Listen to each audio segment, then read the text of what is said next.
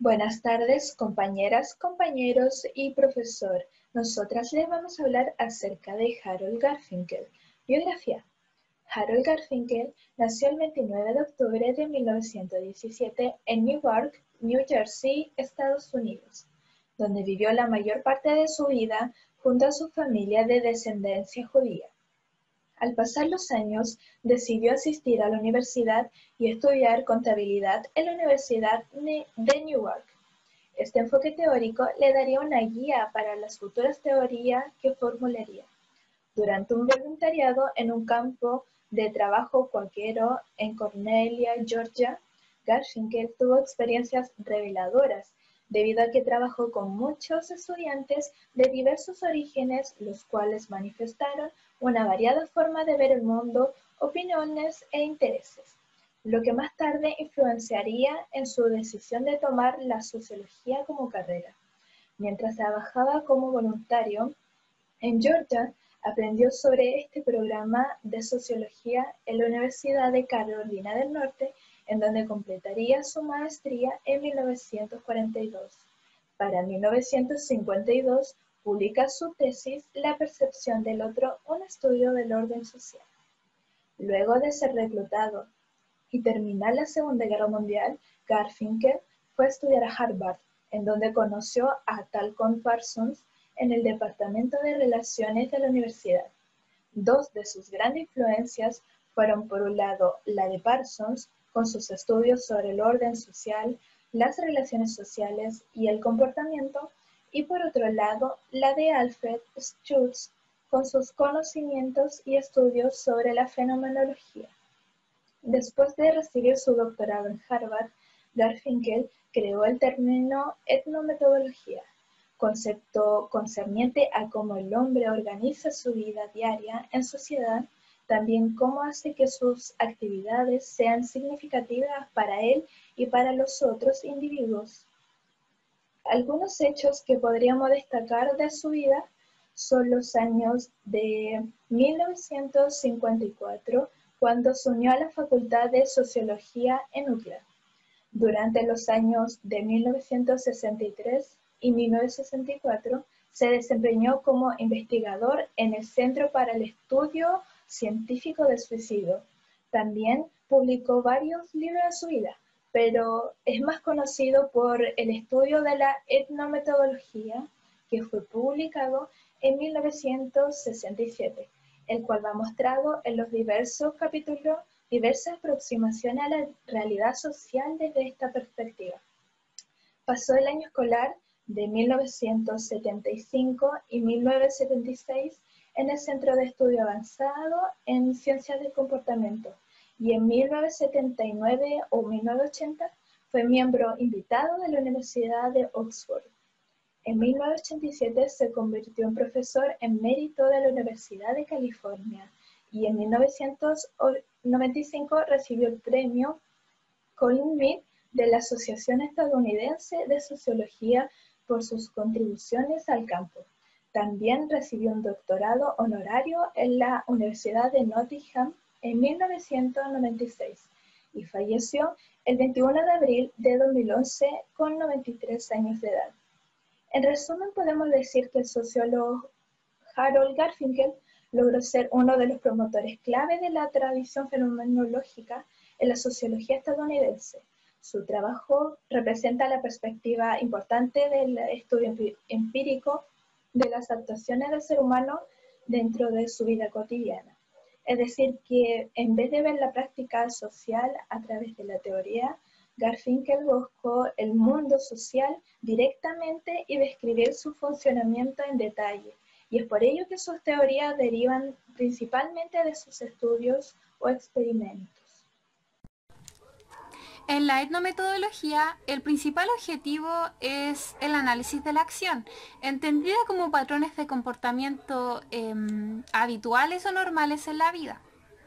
Para el logro del conocimiento en torno al razonamiento práctico de la acción que es emitida, Garfinkel se enfoca principalmente en el conocimiento del sentido común del que dispone cada persona por ser miembro de la sociedad.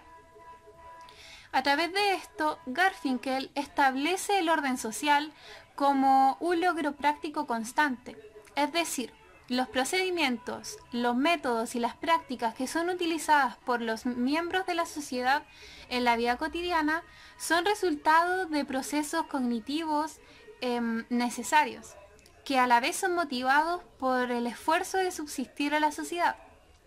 Ahora bien, estos procedimientos que utilizan los miembros de la sociedad son particularmente específicos en determinados grupos de la población. A estos métodos que utilizan los miembros en la vida cotidiana, Garfinkel se refiere como etnométodos, que a su vez, según cree Garfinkel, son reflexivamente explicables. Es decir, estos procedimientos les sirven a los individuos como pasos a seguir en su actuar en la vida cotidiana, y también les sirven a los individuos para identificar los medios que van a emplear para poder explicar las acciones que realizan. Del concepto de reflexivamente explicables utilizado por Garfinkel, se desprenden dos conceptos claves, siendo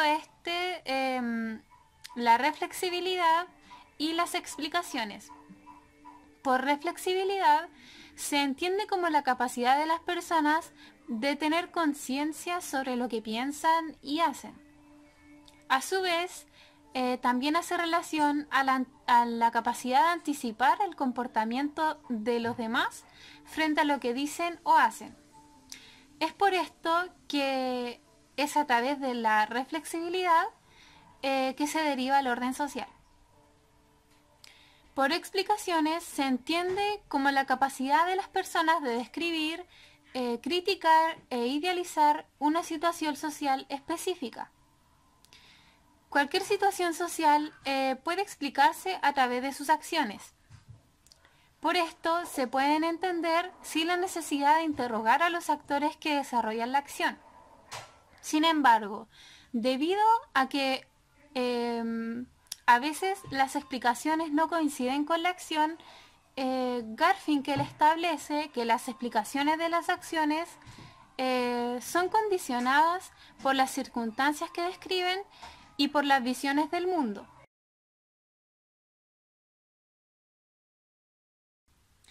El siguiente concepto que plantea Garfinkel es la indexicalidad. La indexicalidad es un concepto lingüístico cuya principal característica en la etnometodología es que las acciones desarrolladas y las explicaciones que se dan frente a la acción solo cobran un sentido definido dentro de un contexto específico. Es por esto que las acciones son condicionadas principalmente por la dependencia contextual. Es decir, se puede entender la acción solo si se conoce el contexto en el cual se desarrolla. Al ser reconocidas estas características indexicales, serán empleadas por los actores sociales como recurso en la comunicación.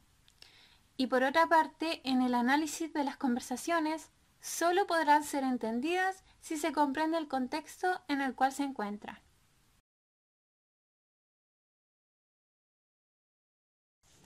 Y finalmente, como último concepto que abordaremos, se encuentra el lenguaje natural.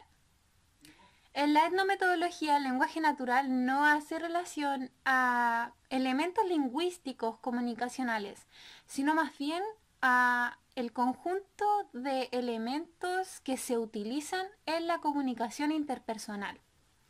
En palabras de Garfinkel, esto le permite al ser humano hablar, escuchar y presenciar la producción y realización objetiva de la vida social. Este concepto implica cosas tales como la capacidad de una persona de superar la interrupción en una conversación o la necesidad que tenemos para turnarnos en una conversación. Es por esto que el lenguaje natural implica una estructura básica en la interacción social. A continuación les presentaremos una noticia relacionada con la homofobia y la transfobia en Chile. Homofobia y transfobia aumentan en un 58% y suman más de 1.000 casos, la cifra más alta conocida en la historia de Chile. Por primera vez, las denuncias subieron en todas las regiones sin excepción alguna, con un preocupante aumento de los asesinatos y agresiones físicas. Por esta y muchas razones, el 2019 fue calificado como el año de una transversal violación de los derechos humanos, lo cual tiene como responsable a distintos niveles de la sociedad y a representantes de todos los poderes del Estado. El 2019 fue el año más violento para las personas lesbianas, gays, bisexuales, transexuales e intersexuales LGBTI en Chile, al aumentar en un 58% las denuncias por homofobia y transfobia, elevándose a 1.103 los atropellos, la cifra más alta conocida hasta la fecha, reportó el Informe Anual de Derechos Humanos de la Diversidad Sexual y de Género, dada a conocer por el Movimiento de Integración y Liberación Homosexual, el MOVI. Los 103 abusos y denuncias del 2019 se dividieron en 5 asesinatos, 73 agresiones físicas o verbales, 32 atropellos policiales, 72 casos de exclusión laboral y 39 de homotransfobia educacional, 31 campañas de odio, 583 hechos de exclusión institucional, entre otros. Razones del aumento de casos y denuncias. El informe da a conocer que el aumento de casos y denuncias no implica que exista más homotransfobia cultural, la cual, según todas las pruebas, viene en un constante descenso desde 1991. El aumento se debe a que los sectores o personas que persisten en discriminar multiplican sus acciones y actúan con mayor violencia, a un punto que incrementaron los asesinatos y las golpizas, algunas de las cuales dejaron a las personas en la UCI o con graves secuelas, además de ocurrir hechos extremos en los entornos más cercanos de las víctimas, como son sus círculos familiares, de amistad o educacionales. Una niña fue violada por su padrastro con el permiso del padre y de la madre. 2 hombres fueron quemados con agua caliente por conocidos y un joven se suicidó tras sufrir bullying transfóbico. A todo esto se suman 5 asesinatos, asegura el informe. El aumento también se vincula con una activa y cada vez más recurrente acción de autoridades, agentes estatales o grupos ultrarreligiosos contra el avance de la igualdad legal para las personas LGBTI y en particular contra la posibilidad de que se apruebe la adopción homoparental, añade el estudio. En tal sentido, esta noticia advierte una preocupante particularidad del 2019. Los opositores a los derechos humanos de las personas LGBTI privilegiaron acciones sobre los mensajes, es decir, hablaron menos y actuaron más, en un contexto donde los motivos por rechazar la igualdad están despojados de la credibilidad frente a una buena parte de la ciudadanía, y en tal sentido a los victimarios no les queda más que potenciar las prácticas antes que los discursos homotransfóbicos. Le doy el paso a mi compañera. Bien, en cuanto al tema elegido, el cual es la homofobia, la reflexividad hace referencia no directamente a la persona homosexual o víctima, sino a la sociedad en sí, que vendría siendo el victimario, haciendo énfasis en que la persona que muestre homofobia debería tener la obligación de cuestionar su actuar o lo que dicen en frente de una situación que involucra a personas homosexuales. Como por ejemplo, si en un restaurante se presenta una pareja homosexual y el personal de este le niega la atención indicando que incomodan a los clientes que se encuentran dentro de este local, aun cuando ninguno se le ve afectado por la presencia de la pareja, el actuar del personal es considerado como violencia psicológica, ya que se estaría aplicando discriminación solo por su condición sexual. Aun cuando las personas homosexuales tienen derechos que lo amparan, como por ejemplo que pueden contraer matrimonio bajo acuerdo de unión civil o pueden ejercer la adopción homoparental, siguen siendo rechazados por gran parte de la sociedad. En cuanto al lenguaje natural, la noticia se relaciona con la forma de interactuar con la persona homosexual o transexual en base a la percepción que tengo de él o de ella. Por ejemplo, si me encuentro con una persona transexual, me dirigiré hacia su persona en base a lo que veo sobre su imagen. si es físicamente hombre o mujer, sin percatarme de que la persona desea ser tratada según su identidad de género.